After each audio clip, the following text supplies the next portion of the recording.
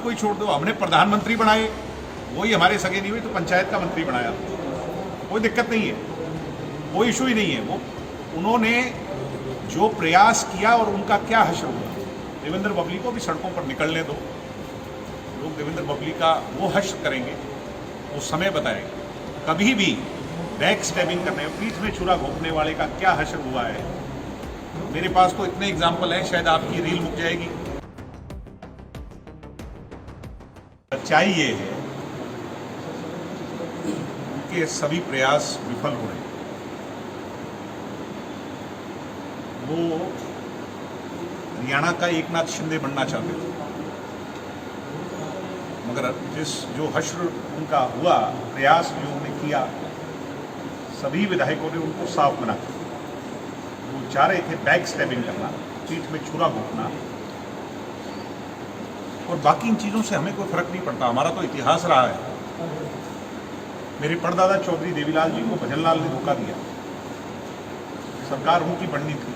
Back stabbing कर करके governor house में जो तमाशा हरियाणा में हुआ वो कोई भूल नहीं सकता। उन्होंने देश का प्रधानमंत्री विश्वनाथ प्रताप सिंह को बनाया, विश्वनाथ प्रताप सिंह ने बैक स्टैबिंग कर करके उन्हें ही पद से हटा दिया, फिर भी कोई परवाह नहीं।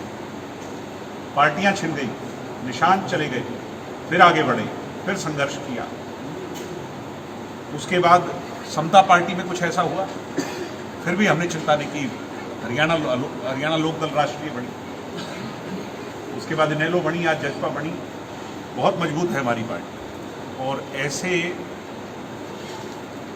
जो क्या कहें उन्हें, साजिशकर्ता कहें, क्या कहें, इन चीज़ों से हमें कोई फर्क नहीं पड़ता। हम मजबूत हैं, सशक्त हैं, अपनी लड़ाई लड़ रहे हैं।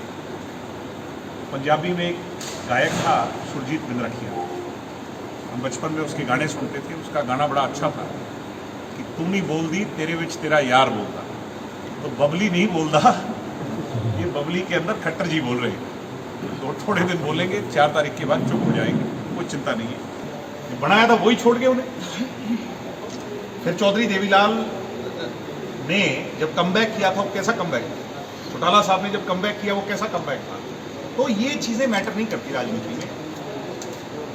इस तरह की बैक स्टैबिंग कर, मैं तो बैक स्टैबिंग ही कहूँगा।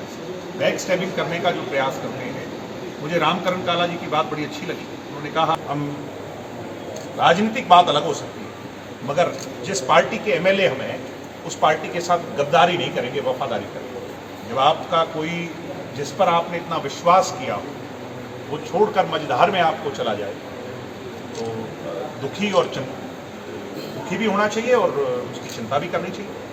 और चिंता कर करके उसको एनालाइज करना चाहिए, मगर जब अगला कदम उठे तो आपका हौसला उससे बड़ा होना चाहिए। हमने भी यही, मैं कह रहा हूँ, बात को ही छोड़ दो, हमने प्रधानमंत्री बनाए, वही हमारे सगे नहीं हुए तो पंचायत का मंत्री बनाया, कोई दिक्कत नहीं है, कोई इशू ही नहीं है। वो उन्होंने जो प्रयास किया और उनका क्या हश्र हुआ।